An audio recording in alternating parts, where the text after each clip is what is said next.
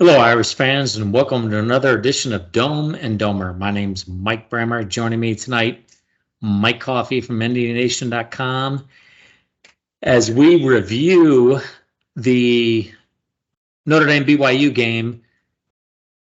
The improvement that we saw, which is, look, as a Notre Dame fan, you're pretty doggone excited. Mm-hmm.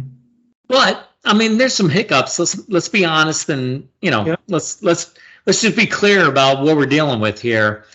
No There doubt. are still some spots that need to be corrected, and some of those are for the most part, the ability for us to get gashed in the second half on the defense. Mm-hmm. And for some reason, that reared its ugly head again. But interesting, Mike, you were there. So, I mean, you got a perspective on the actual atmosphere there in Vegas. And obviously, in the first half, it was pretty good. I mean, what was your overall? It's just out of curiosity. I mean, the Shamrock Series has been, for the most part, a pretty big success for Notre Dame. I mean, up to this point, I'm just kind of curious what your thoughts were being there in Vegas, Pro Stadium, Notre Dame. Fans are a lot further away from the field than you're normally accustomed to. True. But overall, what was your sense on the entire production?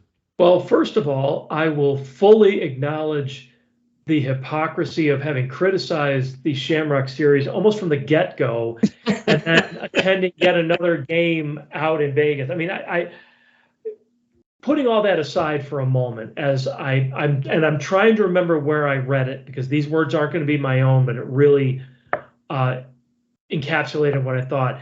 If Notre Dame is going to continue to have a Shamrock Series, they need to find a way to have a game in Vegas at least once every 5-6 years, because of all the Shamrock games I've been to, and I've been to a couple of them, this had the best atmosphere of any of them. I mean, it was absolutely I mean, it felt like a bowl game. I mean, yeah. Well, from what I read and everything, that's consistent. I mean, that's So that's interesting to hear from you, who was there and saw that, because I heard the same kind of things being reported. The one against Miami in Chicago, I mean, it was maybe because it was so close to South Bend. I mean, it felt like a Notre Dame. Yeah, I was there. I was at that game, and I thought it was really well done. I did.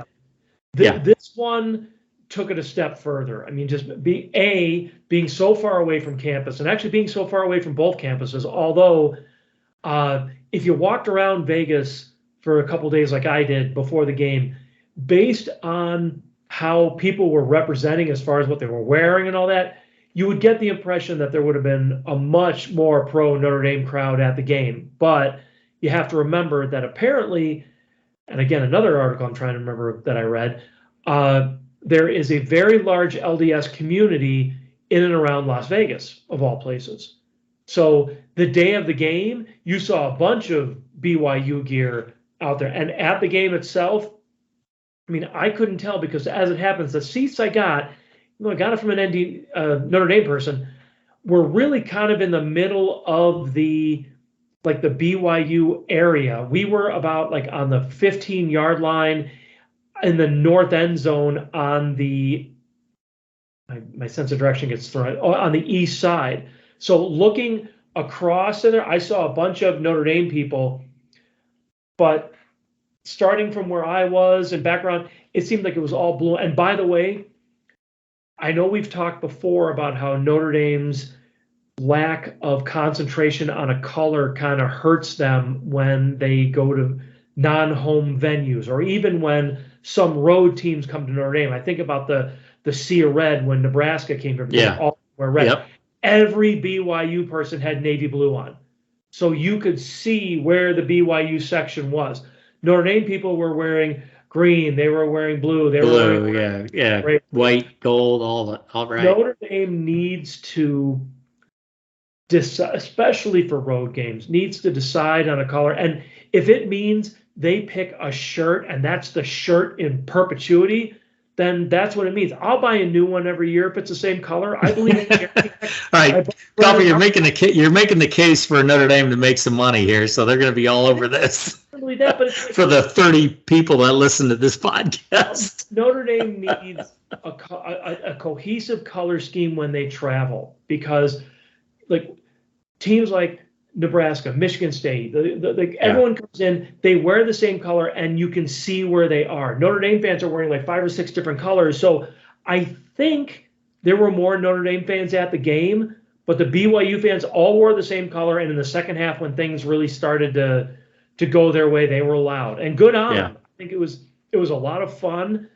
I think Notre Dame did a good job putting the entire program together. The game experience itself was fantastic.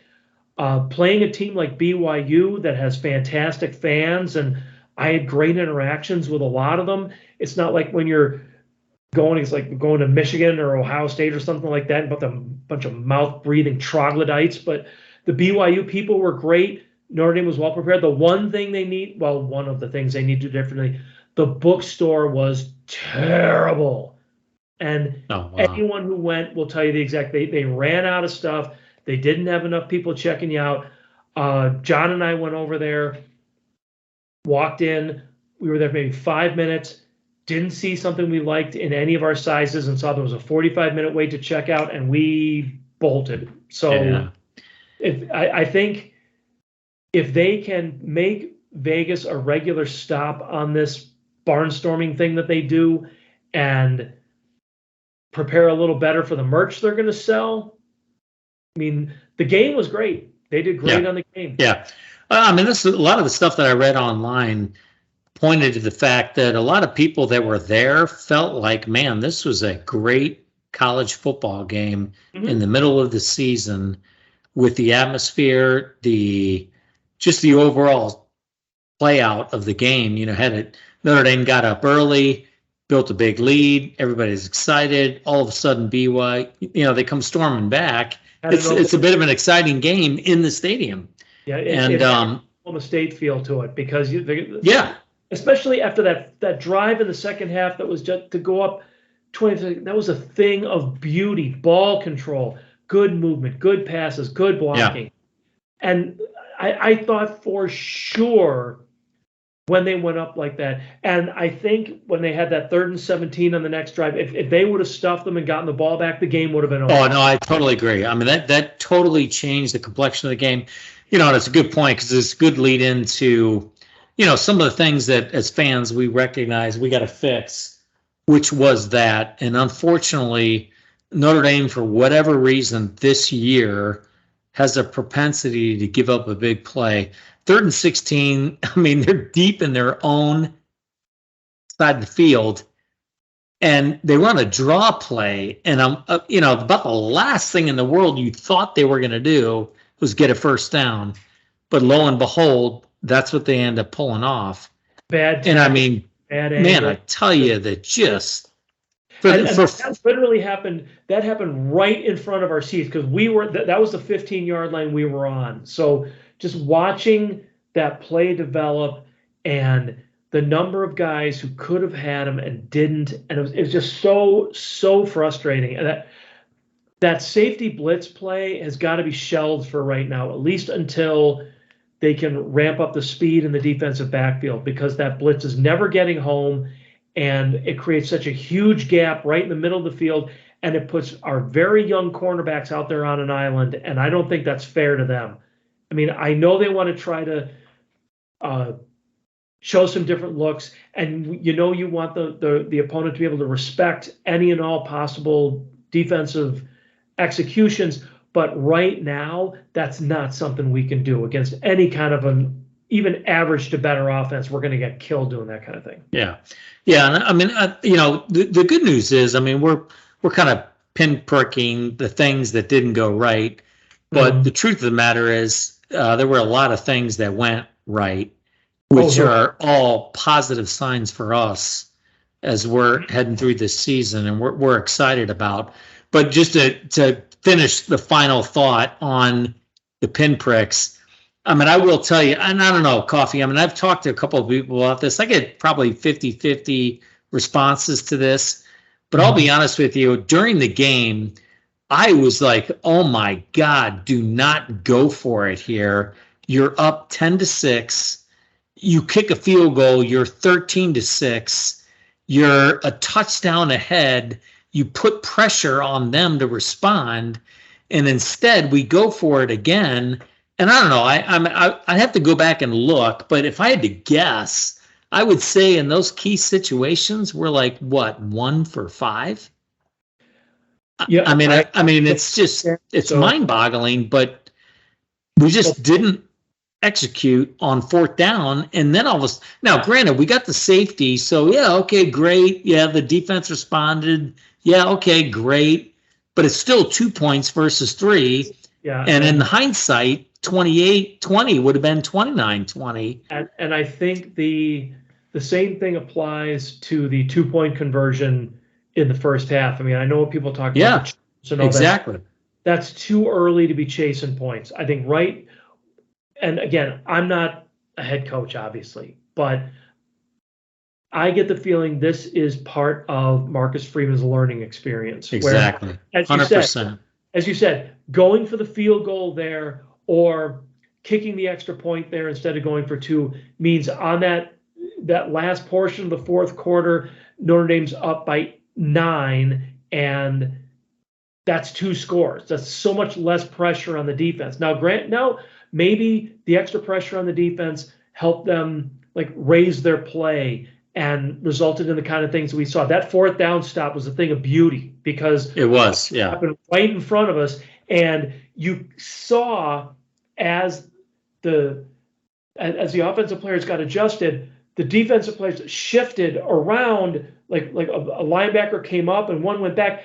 The guy who came up went right in to where that was obviously something they'd seen on film because they reacted to it perfectly, stuffed it for a loss, and that was BYU's last possession. So watching that play really gave me confidence in the defense. And the defense, as I've said before, has been playing really well. But I just seeing that really kind of gave me even more confidence on the defensive side of the ball. Now, would they have done that if we were up 9 instead of 7, and like it was a 2-score game and there wasn't as much pressure? And yeah, we can give up a touchdown but we're still going to have the points and all that. Maybe, but I'm glad it worked out the way it did. Obviously, yeah. No, I'm with you there, 100%. And look, I think so. Let's move to the positive side of things because there was plenty of that. And I think if you're a Notre Dame fan, right at this moment, you're pretty excited because I think coming out of the Marshall loss, everybody was like, "Oh dear God, what are we dealing with here? What do we have? Is this another Tyrone Willingham?"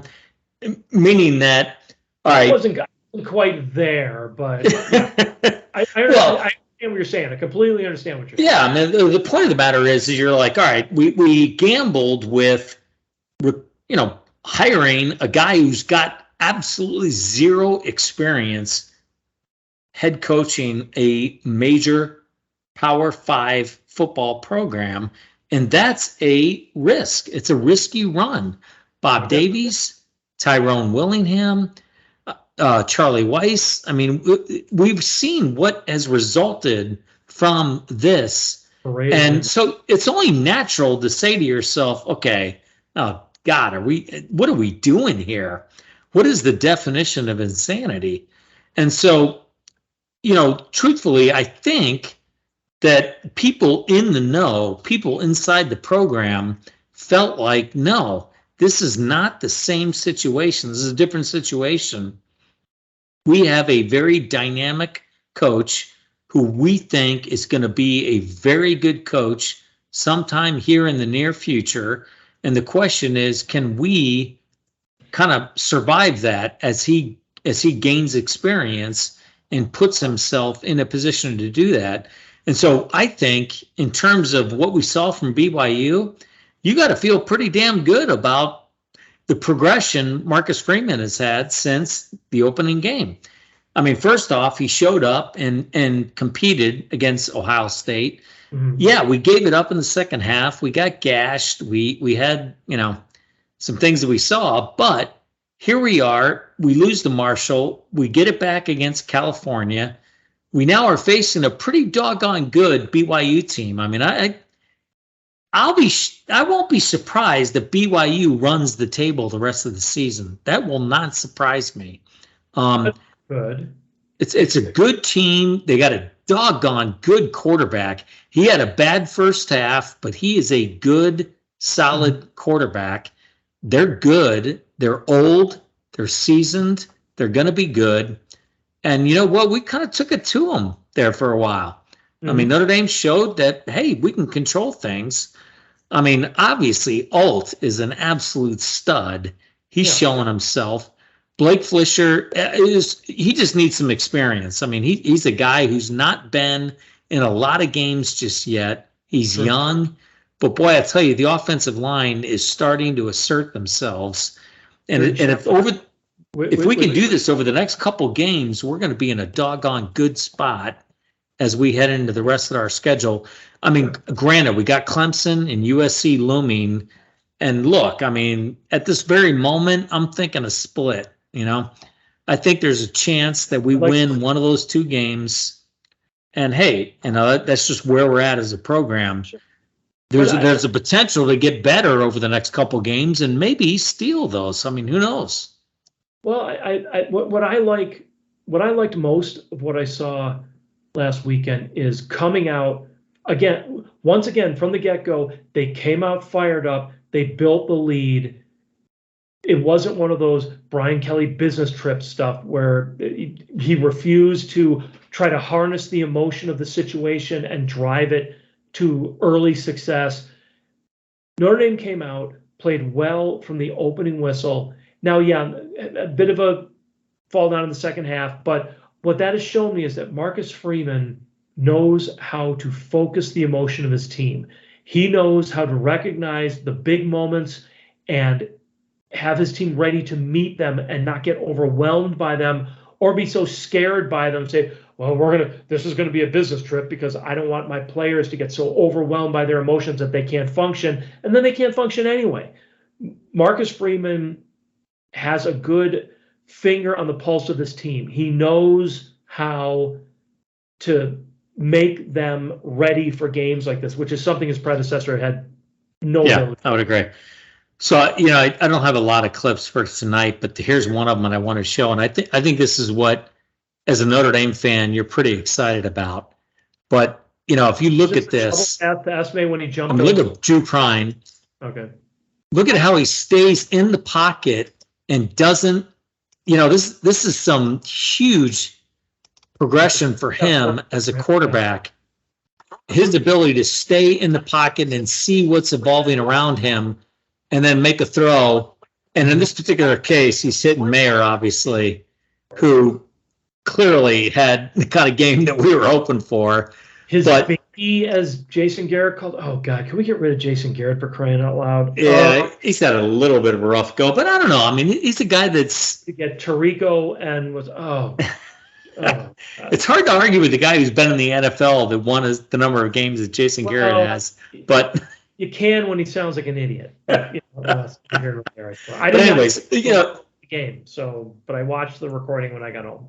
But I think the point that everybody saw in Drew Prine is that it looked like a guy who was pretty confident in the pocket, who didn't get rushed, who is slowing the game down, who is letting his progressions take place. And there were several. I mean, I could put up 5 or 6 plays of Drew Prine where you see him drop back and then looking over the entire field, not focusing on one guy. You know, that touchdown pass to Mayer in the corner where Mayer went up, you know, with both hands, caught it, and fell backwards into the end zone. On the replay that NBC did, they did it from the back, the end zone. And they focused on Pine's eyes, and you could see him literally looking the free safety down. He didn't even look at Mayer. He was looking at the free safety, and the second he saw the free safety didn't float over there, boom, he turned, looked, and then made a beautiful throw to Mayer that allowed him to go and get the football. And I think some people forget, and I'm one of them, because someone pointed out on our site last week, Drew Prine, I believe, was at the Elite 11 camp when he was a senior. He got the invite invitation to that camp. I mean, they don't invite people who don't know what they're doing. I mean, No, Pine was the number 15 drop back passer in his class, number 15. So it's not like this is the guy that was a 2-star. This isn't a preferred walk on. This is a kid who knows what he's doing. I think.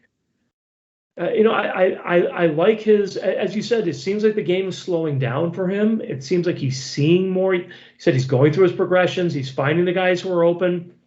I think now we have 2 very winnable games against questionable defenses that Pine can even grow his confidence even more. And then you have at Syracuse, and which I'm going to be interested to see the next 2 weeks what happens with them. And then Clemson coming to town. That's going to be those are the season makers, because after that it's Navy and BC, and then going out to Southern Cal. So you have winnable, semi-tough, winnable, tough. And I think if I'm Marcus Freeman, I'm thinking, that's the kind of progression I want. I want to build into those tough games by games that shouldn't be challenges, get challenged, relax, build up, get challenged again. That's the kind of that's exactly right. To be able to perform at the level you want to perform. Yeah. No, and I really felt the same thing. I mean, I kind of, look, at the end of the day, we are hoping for just progression from one week to the next, to the next, to the next. Mm-hmm. And it just looks like we're headed in that direction right at this moment. Yep. We're playing awfully well. BYU is a ranked football team. That was a great, opportunity for us to show ourselves that we're improving here. Absolutely. Stanford 1-4 being what they progressing forward.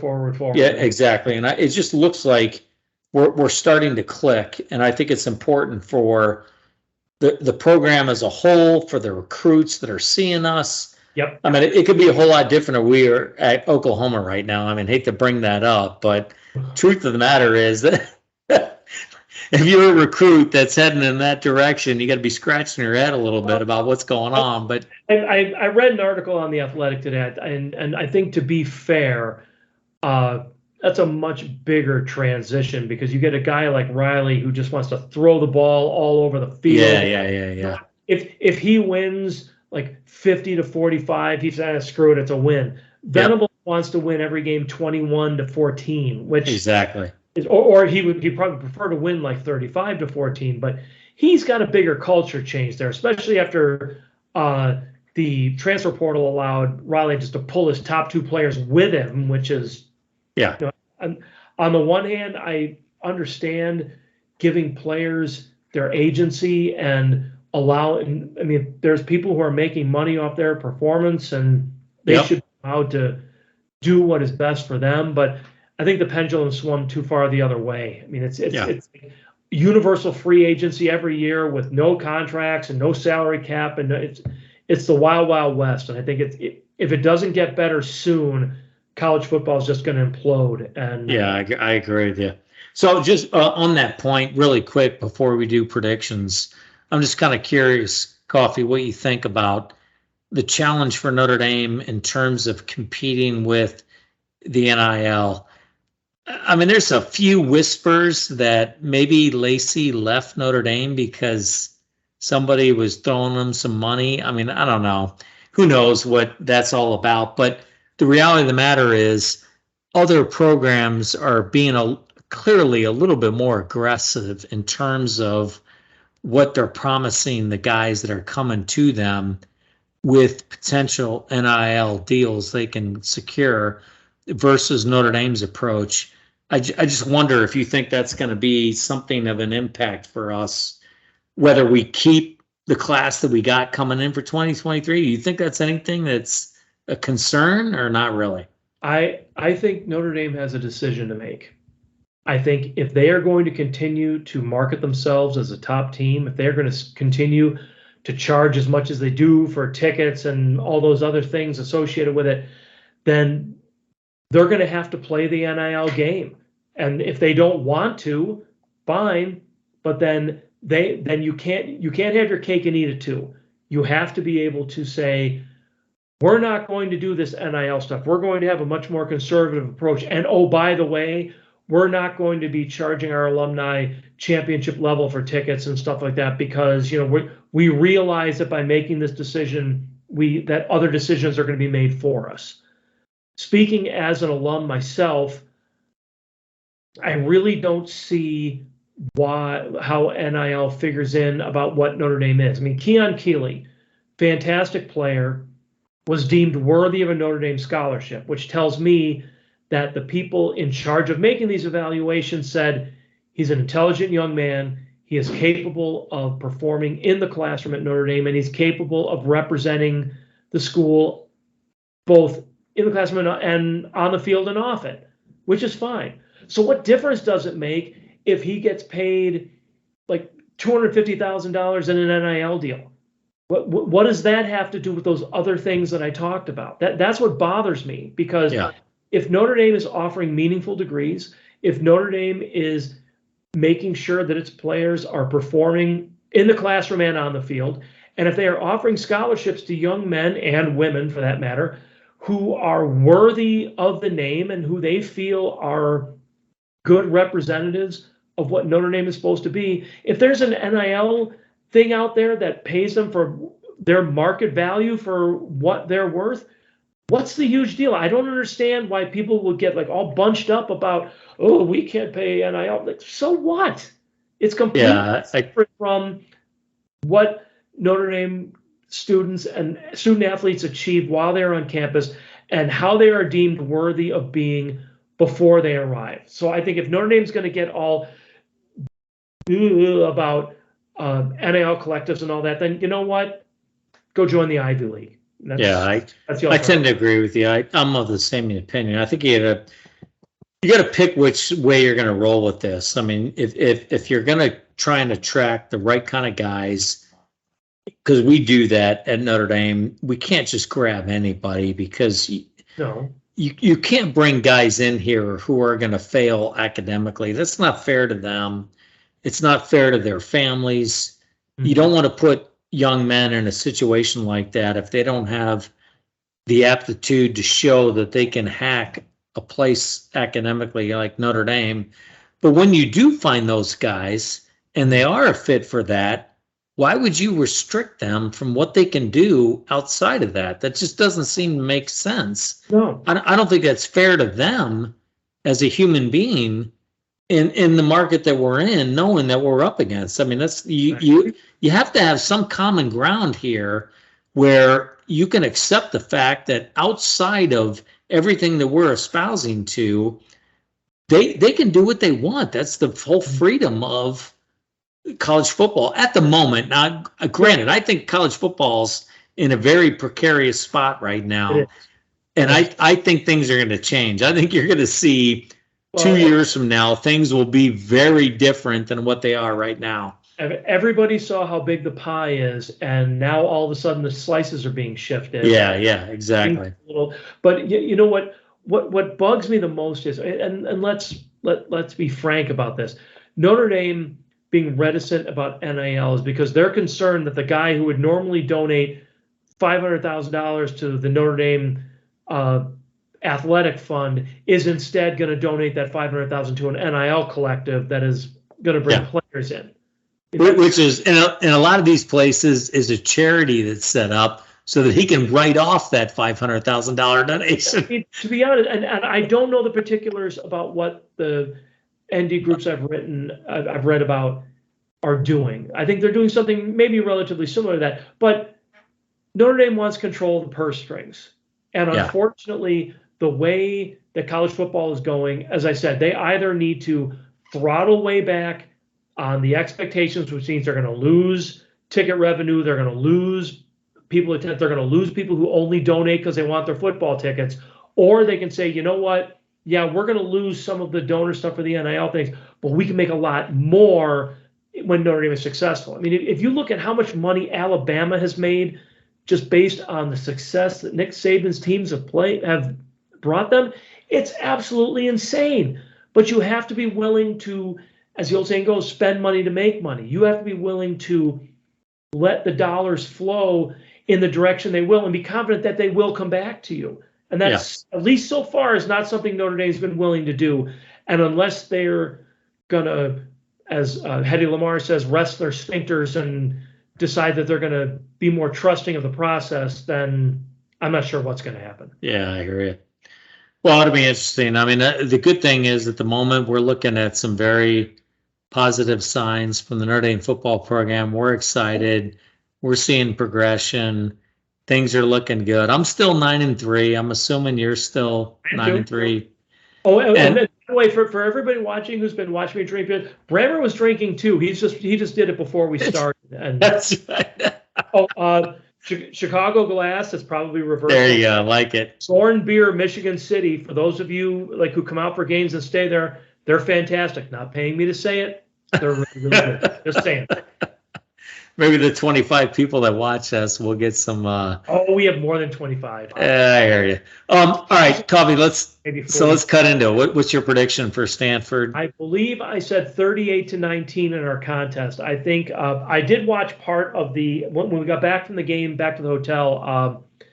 Stanford was playing. Was at Oregon State, and I watched part of the first half. My feet were killing me from walking, but Stanford really seemed they had things together and they seemed so focused. Everyone seemed really gung-ho, and then you lose in the last minute on a play like that. And I think they're going to come into South Bend completely like, let's get this season over with. And I see maybe 1 or 2 touchdowns in garbage time, but Endy's going to go up big early. I really hope we see Steve Angeli on Sunday. Yeah. So either this Saturday or next Saturday, because this is the opportunity to get him at least a couple reps just to see what's what. But yeah, 38-19 was my conservative pick. Okay. I'm a little bit different from you. I'm going to say 35-20 only because I think that Stanford. That much different. Yeah, well, it's not a lot different, but I'm saying 35-20, but it won't surprise me if it's a little closer. He's a very good quarterback. He is very capable. He's got an arm. He can sling it. I think over 20 yards. He's 11 of 18 with no interceptions and 5 or 6 touchdowns. So this is the guy that can. I think Notre Dame is among the better, if not the best, defense Stanford's faced so far. I would agree with that 100%. Bracey, I don't think is going to play though, and he's your number one guy. When I was looking at headlines this morning, I was reading the Stanford student newspaper, and all of them think they're going to get blown out like 42-10 or something like that. So I think there's too much. There's a lot of you can't with 18, 19, 20-year-old guys, you can't do that because they're always capable of rising to the occasion from an emotional standpoint. It's totally unlike the NFL. And I think Stanford's going to show up because they're going to say, you know what? I don't care. We suck. We're 1-4. But, man, if we stick it to Notre Dame, that'll save everything. And that's the one thing that you just can't. I don't think Notre Dame pisses them off that much. No, I don't know about – not that Notre Dame pisses them off, but, boy, they present an opportunity. That's for sure. I suppose. So we'll see. I mean, it'll be interesting. It'll be look, I think at the end of the day, I don't see us losing this game. It's just a matter of how close will it be and everything. But I agree with you. I would love to see Angeli get in. We've got to find a way to at least get him some snaps. He's got 4 games to play with. Get him in there. Get him at least something. You got to get some exposure for him. And hopefully this is one of the games we can do it. If not, UNLV for sure. But overall, I mean, things are really looking good. I mean, as a Notre Dame fan, the offensive line, the progression for Drew Pine, his ability to handle the offense, the running backs, Diggs looks like he's healthy. I mean, holy cow, that kid's a stud. And he finally looks like he's healthy. Those are 3 tough running backs coming at you. And, look, I